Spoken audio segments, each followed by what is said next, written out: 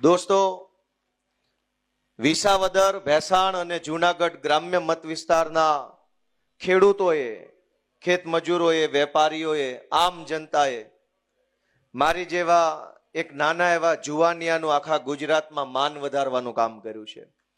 મારી જેવા નાના માણસને, અમારી આમ આદમી જેવી નાની પાર્ટીને, અમારી નાની એવી ટીમને આશીર્વાદ આપી અને માત્ર વિસાવદરમાં નહીં, ગુજરાતમાં નહીં, આખા દેશની અંદર ચમકવાનો, આગળ વધવાનો એક મોકો આપ્યો છે, અવસર આપ્યો છે. એ બદલ હું વિસાવદરના સૌ મતદારોનો હૃદયપૂર્વક આભાર વ્યક્ત કરું છું.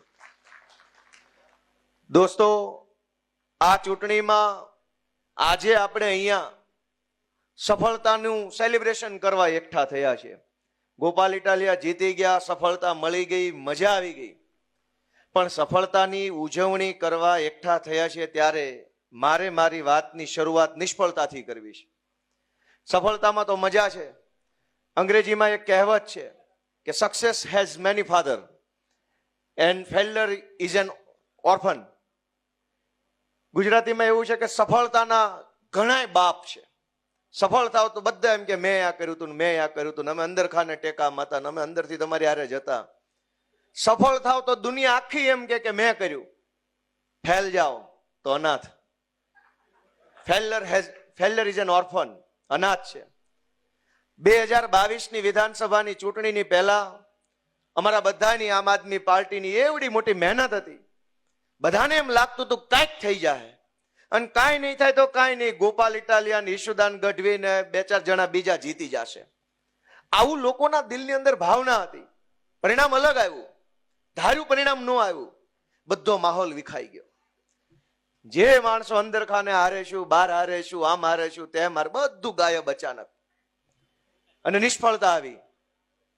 ઈ સમયમાં કોણે આમ આદમી પાર્ટીને, કોણે અમને બધાને અને કોણે આખા ગુજરાતને સંભાળીને રાખ્યું, એની નોંધ લઈને આજનું સેલિબ્રેશન, આજની ઉજવણી થવી જોઈએ.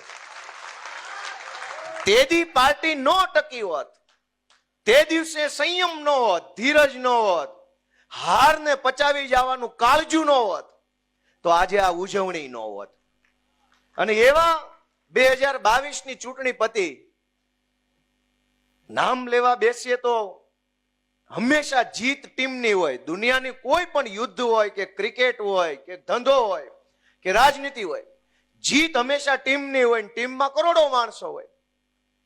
પણ 2022ની ચૂંટણીનું પરિણામ આવ્યા પછી આમ આદમી પાર્ટીને માનનીય શ્રી ઈશુદાનભાઈ ગઢવી અને માનનીય મનોજભાઈ સોરઠિયાએ સંભાળવાનું કામ કર્યું. એ દિવસે ઘણી નિરાશા હતી, હતાશા હતી. અનેક કાર્યકર્તાનું મનોબળ ડગી ગયેલું. મેણા મારવા વાળા માથે ચડી બેઠા હતા. હવે તમારું કાંઈ નહીં હાલે, પતી ગયું, આ પાર્ટીમાં કાંઈ નથી, હાલો ભાજપમાં. ઘણા ખરા વૈયાઈ ગયા. ઘણાએ પાર્ટી બદલી નાખી. એક ચૂંટણી હાર્યા હતા, વેંડિયું કૂદી ગયા. પણ દોસ્તો, એ નિષ્ફળતાને પચાવી જઈને પોતાનો મજબૂત સંકલ્પ જે હતો ગુજરાતમાં આમ આદમી પાર્ટીની સરકાર બનાવવાનો, એ સંકલ્પ ઉપર અડગ રહીને આમ આદમી પાર્ટીને ચલાવવાનું કામ અમારા 2 અડીખમ યોદ્ધા ઈશુદાન ગઢવી અને મનોજ સોરઠિયાએ કર્યું. નિષ્ફળતા આવે ત્યારે બધા માથે ચડી જાય. જેણે જિંદગીમાં મત આપવા ન ગયા હોય એ તમને સંગઠન કેમ ચલાવવું એની સલાહ આપે.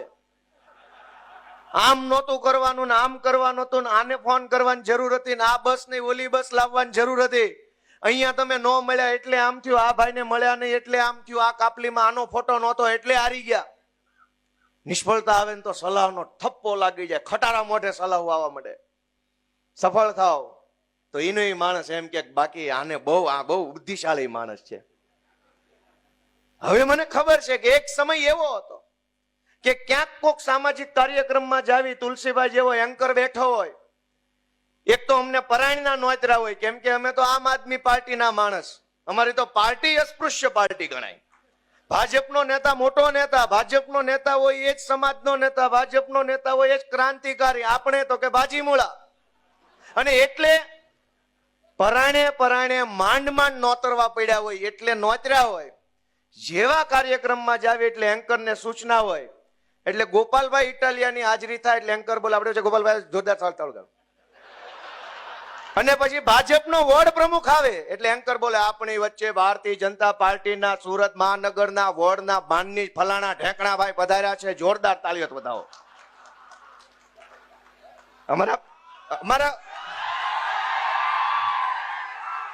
અમારા મનોજભાઈ, અમારા પાયલબેન ઈ જાય આપણે પાયલબેન બધા જોરદાર. આ ધંધો કરેલો છે, અમે એ જોયો છે. એનું દુઃખ નથી લગાડ્યું ક્યારેય કે ભગવાન સમય મુજબ હાલવાનું છે. આપણો સમય નથી તો એન્કરે આમ બોલશે, અને સમય બદલાય તો ડાયરામાં ગોપાલભાઈના નામ હાલવા માંડ્યા. પણ એ સમય ક્યારે બદલાય? એ સમય ઘરે બેઠા બેઠા નહીં બદલાય. એ સમય માત્ર મહેનતથી નહીં બદલાય. એ સમય સંયમ સાથે કામ કરવાથી, ધીરજ સાથે કામ કરવાની મક્કમ મનોબળ રાખીને એક એક ડગલું આગળ ભરો તો સમય બદલાય. અને આજ સમય બદલાણો છે. જે લોકો કાલ 19 તારીખે સવારના 11 વાગ્યા સુધી ગાળું દેતા હતા, એને 12 વાગ્યાથી દેકારો ચાલુ કર્યો કે અમને તો ખબર જ હતી આ કઈક કરે એમ છે. 11 વાગ્યા સુધી એને એમ હતું કે ભાજપ નહીં જીતવા દે, નહીં ફાવવા દે. 11:30 એને ખબર પડી ગઈ કે આ તો ચાણક્ય છે. દોસ્તો, આ સમય છે, આ સમય છે. ઘડીકમાં આમ થઈ જાય, ઘડીકમાં આમ થઈ જાય. એટલે સમયને માન આપીએ, સમયને જાળવીએ, સમયને જીરવી જવાનો હોય. જેમ 2022ની હાર જીરવી ગયા, એમ હું આખા ગુજરાતના આમ આદમી પાર્ટીના કાર્યકર્તાઓને, હોદ્દેદારોને, આમ આદમી પાર્ટીના સમર્થકોને 2 હાથ જોડીને વિનંતી કરું છું કે આ હારો સમય છે ને, પણ એને વિનમ્રતાથી જીરવી જવાનો છે, અભિમાન નથી કરવાનું. મારી બધાય આમ આદમી પાર્ટીના સમર્થકો, કાર્યકર્તાને વિનંતી છે કે આપણા ઝાડ ઉપર ફળ આવ્યા છે. હવે આપણે નમવાનું છે, હવે આપણે ઝૂકી જવાનું છે. હવે ટાઈટ રહેવાનો ટાઈમ નથી. ઈશ્વરે, વિસાવદર ભેસાણની જનતાએ ને ગુજરાતે આપણને આશીર્વાદ આપ્યા. હવે આપણે વિનમ્ર બનવાનો સમય આવ્યો છે. હવે આપણે સંયમથી વર્તવાનો સમય છે, કેમ કે આપણી ઉપર ફળ આવ્યું, આપણું ઝાડ લચીલું બન્યું છે. આપણે ઝૂકીને વાત કરવાની છે, નમીને કામ કરવાનું છે, વિનંતીથી આગળ વધવાનું છે. ભાજપના કાર્યકર્તા કે ભાજપના નેતા જેવો અહંકાર આપણામાં આવવો ન જોઈએ. અત્યારથી આપણે સમયમાંથી શીખીને જવાનું છે, કેમ કે સમયની થપાટ લાગી ગઈ છે. આપણે એ જ શીખીને અહીંથી જવાનું છે કે હવે પછી આમ આદમી પાર્ટીના કાર્યકર્તાએ ખૂબ જનસેવા કરવાની છે. માત્ર ગોપાલ ઇટાલિયા ધારાસભ્ય બન્યો હોત તો ગોપાલ એકલો નાચતો હોત. ગોપાલ ઇટાલિયા એકલો ધારાસભ્ય બન્યો હોત તો 4-5 જણા આગળ બેઠા ઈ નાચતા હોત. ગુજરાત આખાના હજારો લોકો ધારાસભ્ય બન્યા ને એટલે બધાય નાચે છે. આ ચૂંટણીમાં ગોપાલ નથી જીત્યો, જનતા પોતે જીતી છે. અને એટલે જ તો જનતા ઉત્સવ મનાવે છે. નહીતર રાજનીતિમાં મત ગણતરીની બપોરે 3 વાગે ત્યાં લગભગ બધું ચોખ્ખું થઈ જાય કે કોણ આવે છે ને કોણ જાય છે. સાંજે 7 વાગ્યા સુધી નાચવા ગાવાનું બધું પતી જાય. બીજે દિવસે સવારે 10 વાગ્યાથી રાબેતા મુજબ બધું હોય. બીજા દિવસથી ઉજવણી લગભગ કોઈ ચૂંટણી ન હોય. આ ગુજરાતના ઇતિહાસની મેં મારી જિંદગીમાં જોયેલી પહેલી ચૂંટણી છે કે 1 અઠવાડિયું થવા આવ્યું તો કોટો ઉતરતો નથી. આખું ગુજરાત હિલોળે ચડ્યું. હજુ માણાનો હરખ હમાતો નથી. અને હજુ તો હું વિધાનસભા ગયો નથી. ત્યાં 1 અઠવાડિયાથી હરખ, એક માણસના ચહેરા ઉપર સ્માઇલ છે, આંખોમાં ચમક છે. એ શું કામ છે? ગોપાલ ઇટાલિયા જીત્યો એટલે નહીં, પણ એમ લાગતું હતું કે મારું સપનું મરી જાહે, મારું સપનું નહીં જીવે, ક્યારે આ જાશે, ક્યારે થશે. હજારો માણસ અંદરથી હરેરી ગયા હતા. હજારો માણસને એક પ્રકારનો આમ થડકો લાગી ગયેલો કે હવે નહીં થાય કાંઈ. માણસ કંટાળીને ઘરે બેસી ગયેલો. અને એમાં વિસાવદર વાળાએ આમ આદમી પાર્ટીના ખોડે એક કોડિયું પ્રગટાવ્યું ને એક જ્યોત જળગીને એ વાતનો રાજીપો બધાના ચહેરા પર છે. અને હજી તો એક કોડિયું હળગાયું, એક નાનો ટમટમિયો દીવો વિસાવદર વાળાએ કર્યો. પણ એ દીવાનું અજવાળું ગુજરાતના ખૂણે ખૂણે સુધી પહોંચ્યું છે. દોસ્તો, કેટલાય વર્ષોથી આપણે વાટ જોતા હતા કે ક્યારે થશે, કેમ થશે, કોણ કરશે. ગુજરાતની જનતાએ ઘણા અખતરા કર્યા પણ ફેલ ગયા અને હરેરી ગયા હતા. ખાલી ભાજપથી નહોતા થાક્યા, સામે જેમાં અખતરા કરતા ને એનામાંય થાક્યા હતા. ભાજપને તો ગુજરાત હરાવવા માંગતું હતું. અનેક એવા નેતાઓ આવ્યા, આમ તાકાતથી આમ કરીને ઉભા રહ્યા. ગામને એમ થયું આ હશે. જેવો દાવ લગાવ્યો તો ઘોડો પાણીમાં. કેટલાય એવા પાણીમાં બેહી ગયા જે ગુજરાતની જનતાને આંબા આંબલી બતાવતા હતા, ક્રાંતિ કરી નાખું, ભગતસિંહનો ચેલો છું, છેલી છું ને એવું કરતા. કયા ગોડાઉનમાં ભાજપે પૂર્યા કોઈને ખબર નથી. લોકો ભાજપથી તો થાક્યા હતા, આવા ગદ્દારોથી પણ થાકી ગયા હતા. બે બાજુનો થાક હતો અને આ થાક ઉતર્યો ને એની ખુશી આખા ગુજરાતમાં છે કે હવે થાક ઉતર્યો. ગોપાલ ઇટાલિયા તૂટશે નહીં, પણ ગોપાલ ઇટાલિયા ભાજપનો ઘમંડ તોડશે, એ વાતની ખુશી આખા ગુજરાતને છે દોસ્તો. કે દિવસના ચાળે ચડ્યા હતા, ઉપાડો લીધો તો સી આર પાટીલે.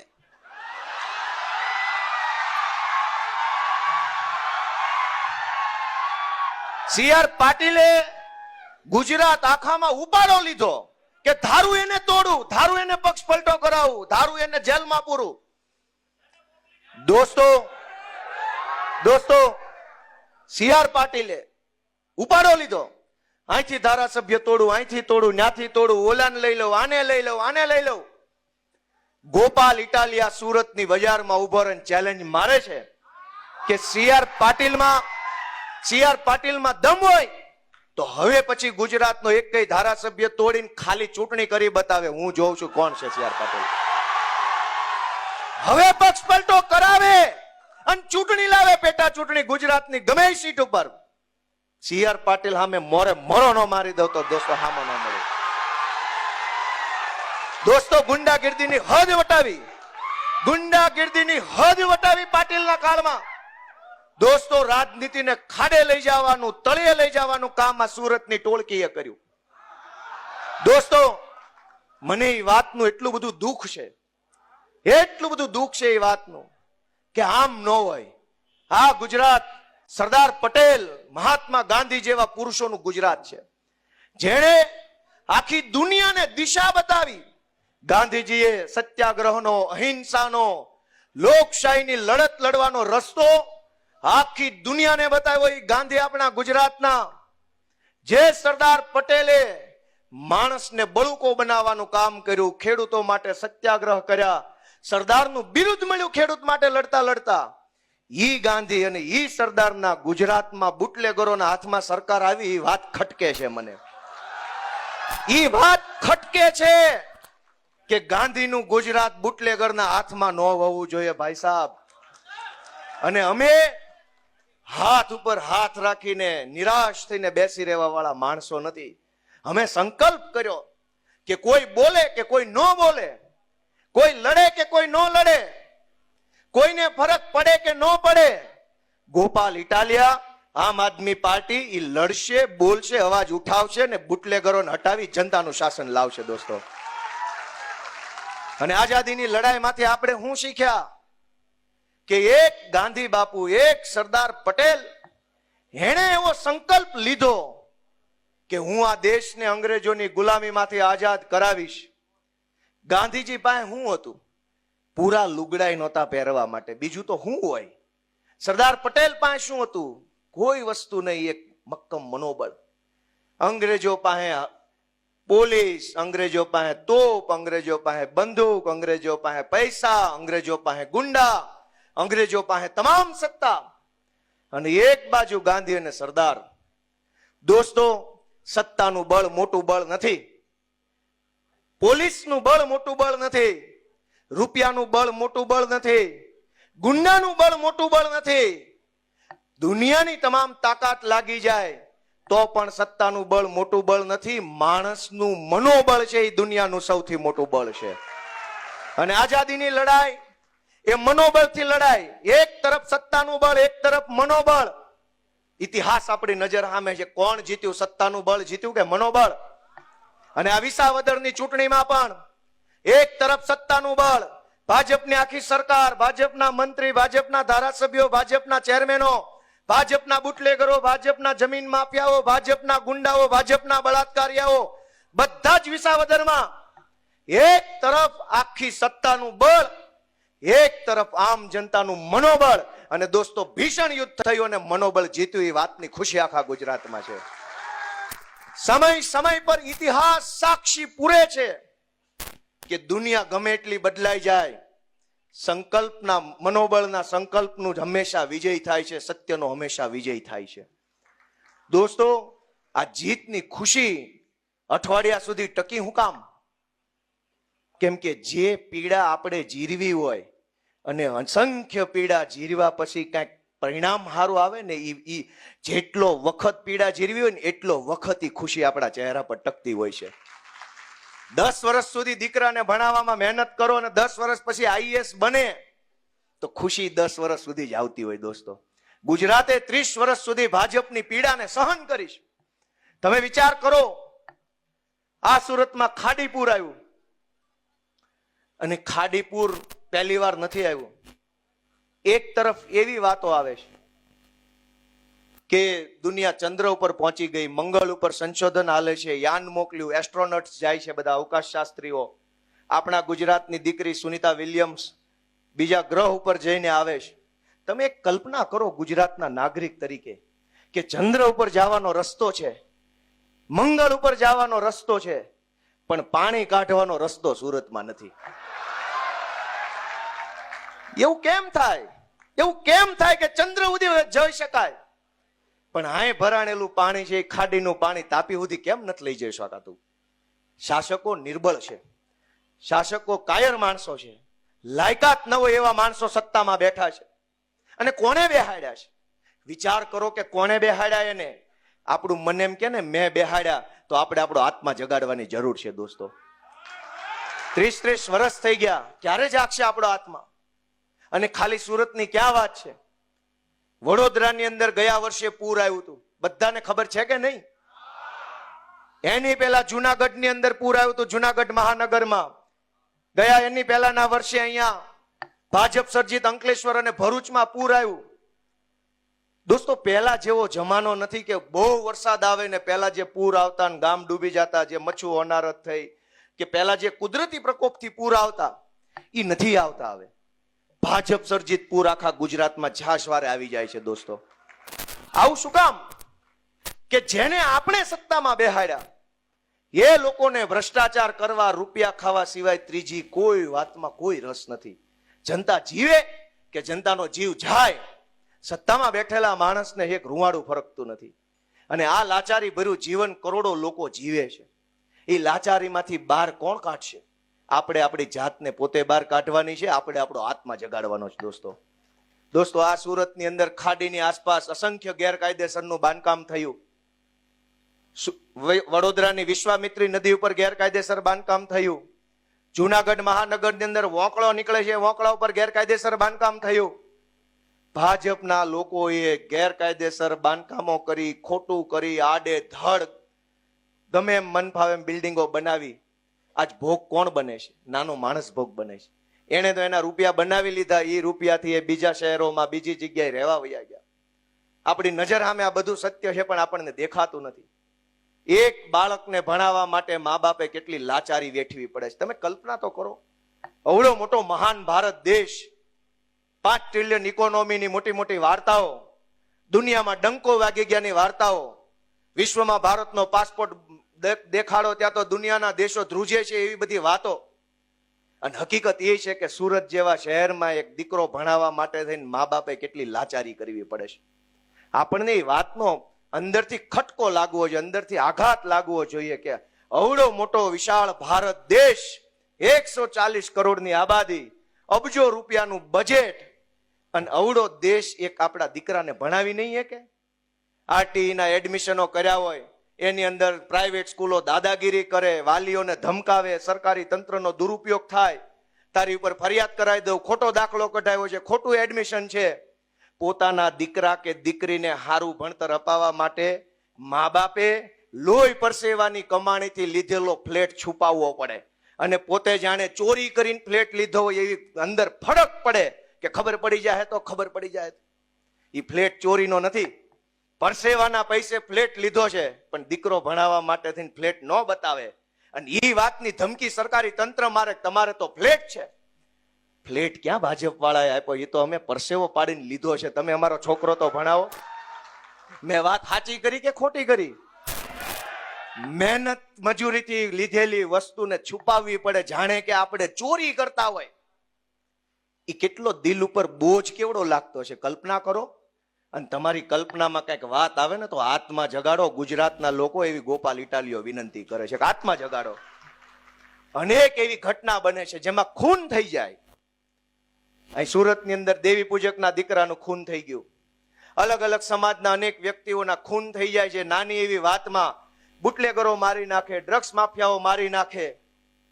ખૂન થઈ ગયા પછી એક દીકરાનું ખૂન થયું હોય તો એની માએ એમ કેવું પડે આ ગુજરાતમાં કે એફઆઈઆર નહીં લખો ત્યાં સુધી હું લાશ નહીં લઉં.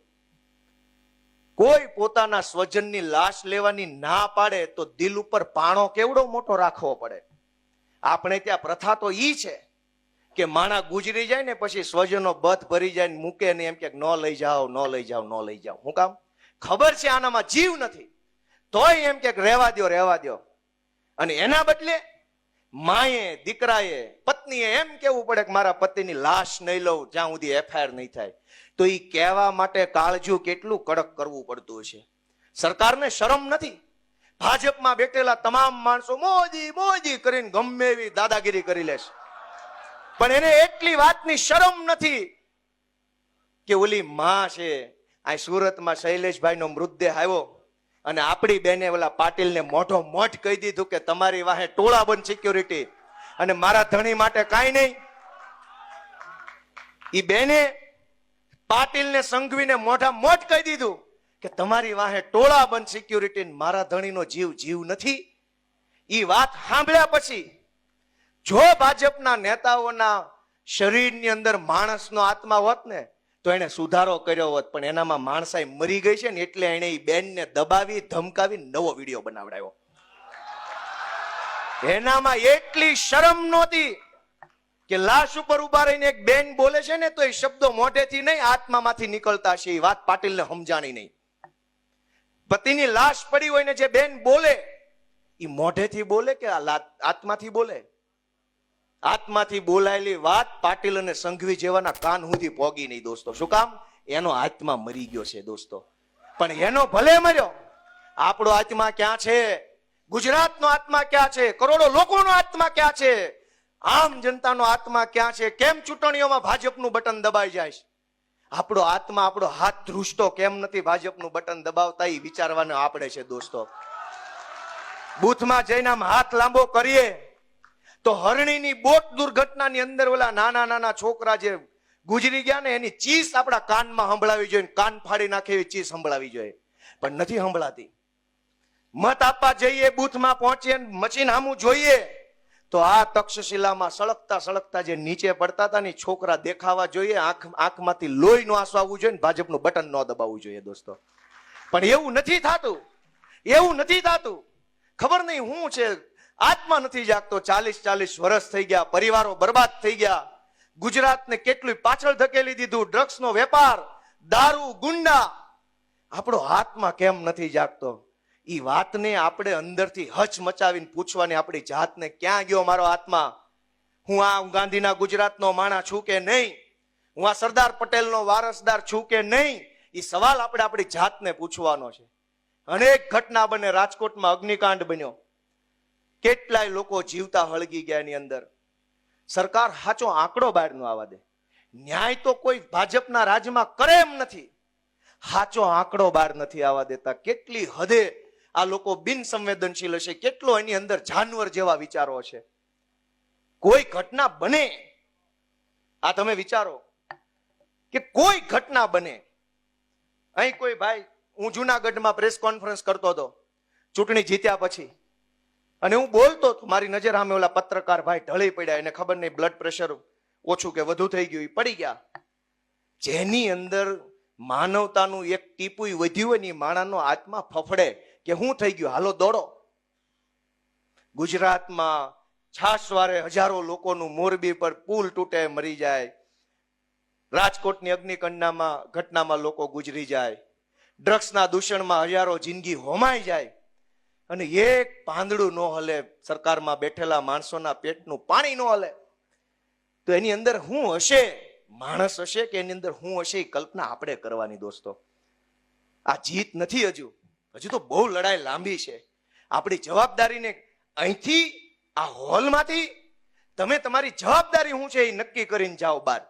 ગોપાલ ઇટાલિયા જીતી ગયો, જિંદાબાદ, તાલી પાડી, મજા આવી, ગોપાલ પારણીએ ઝૂલે નહીં. તમે તમારી જવાબદારી વિચારો. ગુજરાત આખું વિચારે કે શું જવાબદારી છે મારી. એક માણસ વેપાર કરતો હોય, સરકારી માણસો આખું એની ઉપર ટોળું થઈ જાય. દરેક માણસ પોતપોતાના નવા નવા હપ્તા માગે. ધંધો કરવો કે તને દેવા? દોસ્તો, આખી દુનિયામાં સમજવા જેવી લાઈન કહું છું કે આખી દુનિયામાં સરકારો બનાવેલી છે. આજથી 50, 100, 150, 200 વર્ષ પહેલા દુનિયાના કોઈ દેશમાં સરકારો નહોતી.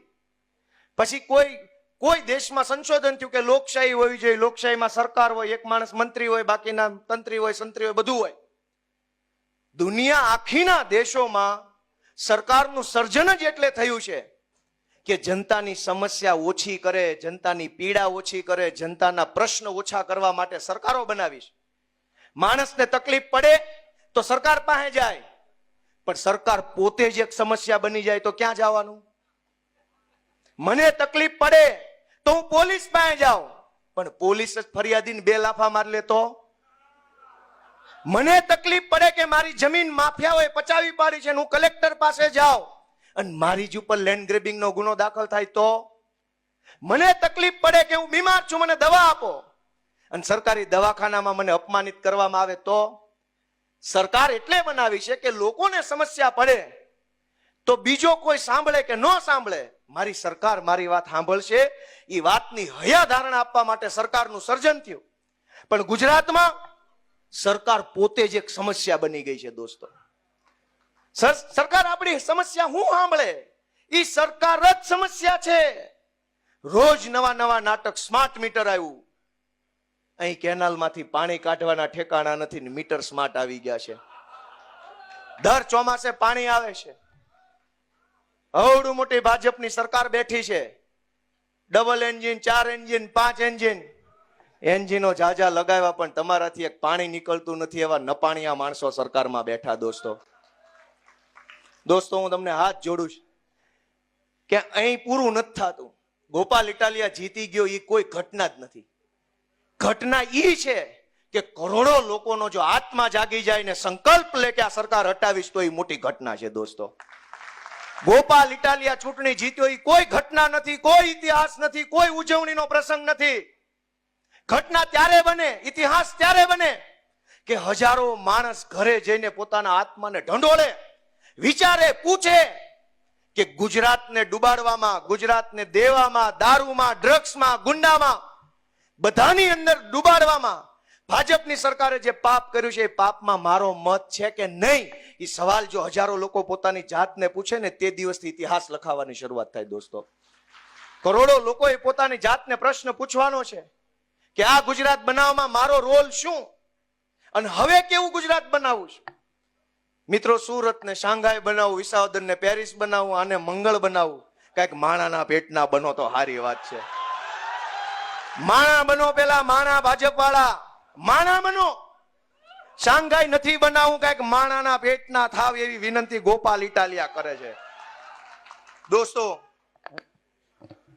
આ તબક્કે ખુશી હોય ત્યારે બધા હારે હોય, દુઃખ હોય ત્યારે કોઈ હારે ન હોય. અમે એ 2 સમય જોઈ લીધેલા છે. અમે દુઃખ જોઈ લીધું છે, પણ લોઢાના મીંદડાની જેમ રહ્યા ને એટલે આજ તમારા આશીર્વાદ અમને મળ્યા છે. 2022 પછી જે એક સમય આવ્યો એવો, જેણે હોય એને મેણા માર્યા, અને જેને એની સોસાયટીના સિક્યુરિટી ગાર્ડ તરીકે ન રાખે એને અમને રાષ્ટ્રીય રાજનીતિની સલાહ આપી. પણ એનો કોઈ દુઃખ વ્યક્ત હું નથી કરતો. મેં મારા એક વિડીયો વિચારમાં કીધું તું, હું ફરીથી કહું છું કે ગુજરાતની જનતાએ આમ આદમી પાર્ટીને અને ગોપાલ ઇટાલિયાને એક નવી જવાબદારી સોંપી છે. જેમ જેમ આપણી જવાબદારી બદલાતી જાય એમ એમ એ નવી જવાબદારીમાં પોતાની જાતને ઢાળવી, ઘડવી એ આપણી જવાબદારી છે. ગોપાલ ઇટાલિયા અત્યાર સુધી આંદોલનકારી હતો, એક્ટિવિસ્ટ ટાઈપનો હતો, થોડોક ઉગ્ર સ્વભાવનો હતો, ગમે ત્યાં બોલી દેવું. પણ હવે તમે મને એક જવાબદારી સોંપી છે, મારી ભૂમિકા બદલાઈ છે. અને એટલે મેં અગાઉ પણ અને અત્યારે તે બધાની હાજરીમાં કે એક આંદોલનકારીની ભૂમિકામાં રહીને મારી કાચી પોચી જેવી સમજણ આધારે હું જે બોલ્યો, મેં જે કર્યું એ સારું હતું કે ખરાબ હતું, એનું કોઈને દુઃખ લાગ્યું, ખોટું લાગ્યું, આઘાત લાગ્યો, તો એ બધાની હું હૃદયપૂર્વક માફી માંગુ છું આજે જાહેર મંચ ઉપરથી કે ભૂતકાળમાં જાણતા કે અજાણતા, પરિપક્વતાથી કે અપરિપક્વતાથી હું જે ભૂમિકામાં હતો એ ભૂમિકામાં જેવડી મારી બુદ્ધિ હતી એવડું હું બોલ્યો અને ખોટું હોય તો આજે જ્યારે મને સમાજે, લોકોએ, જનતાએ નવી જવાબદારી સોંપી છે તો હું વિનમ્ર બનવા માટે, વધુ સંવેદનશીલ બનવા માટે, વધુ ગંભીર બનવા માટે તમારી પાસે આશીર્વાદ માંગુ છું. તમારે જેવો નેતા જોતો હોય એવું મારું ઘડતર કરજો, એવું અમારું ઘડતર કરજો, એવી હું બધાને વિનંતી કરું છું. નેતા કોઈ ઉપરથી આવતા નથી, નેતા સમાજમાંથી આવે છે. સમાજ જેવો નેતા મોકલશે એવો નેતા સમાજને મળશે. અહીં કોઈ ફેક્ટરી નથી, કોઈ યુનિવર્સિટી નથી, કશું જ નથી. હું ગુજરાતભરના યુવાનોને એક વિનંતી કરવા માંગુ છું કે દોસ્તો આવો, આ રાજનીતિના ફિલ્ડમાં આવો. ક્યાં સુધી લાચારી ભર્યું જીવન જીવશું? અનેક લોકો લાચાર જીવન જીવે છે. પોલીસથી બીવે, મામલતદારથી બીવે, હોમગાર્ડથી બીવે, સોસાયટીના અધ્યક્ષથી બીવે, ગુંડાઓથી બીવે, બુટલેગરથી બીવે. દાખલો કઢાવો હોય તો ધ્રુજતા હોય અડધાક, મને આ સાહેબ કઈ કહી દેશે કે નહીં કહી દે. ક્યાં સુધી આવું લાચાર જીવન જીવવાનું છે? હાલો, મુઠ્ઠી વાળો, સંકલ્પ લ્યો કે હું કરી શકું. જો ગોપાલ ઇટાલિયો કરી શકે તો ગુજરાતનો કોઈ પણ છોકરો કરી શકે. એ સંકલ્પ લઈને હજારો યુવાનોને રાજનીતિમાં જોડાવા માટે, આમ આદમી પાર્ટીમાં જોડાવા માટે હું ખુલ્લું આહવાન આપું છું. સૌને હું નિમંત્રણ આપું છું દોસ્તો કે આવો. કોઈ આપણું જીવન નહીં સુધારી દે. આપણું જીવન બદલવાનું આપણે પોતે છે. હું આ સુરતમાં 2007 ની અંદર હીરામાં હતો, રાતપાળી બેસતો હતો, સરીન ઓપરેટર હતો, મેગ્નસમાં કામ કરતો હતો, મિની બજાર. આ 2007માં ભવાની સર્કલ પાસે મિની બજારમાં બેસતો, અલગ અલગ ઓફિસોમાં બદલ્યું, પગાર વધારવા માટે 500 વધે એટલે ઓફિસ બદલવી પડે. પણ ક્યાં સુધી? ઈશ્વરે જેને તાકાત આપી છે, ઈશ્વરે જેને બળ આપ્યું છે, એ બધા યુવાનોને મારી વિનંતી છે કે આવો આમ આદમી પાર્ટીમાં અને તમે બધાએ તમારું યોગદાન આપો. આમ આદમી પાર્ટીને મજબૂત બનાવો, ગુજરાતને મજબૂત બનાવો, લોકોનો અવાજ બનો, એ બધાને વિનંતી કરું છું.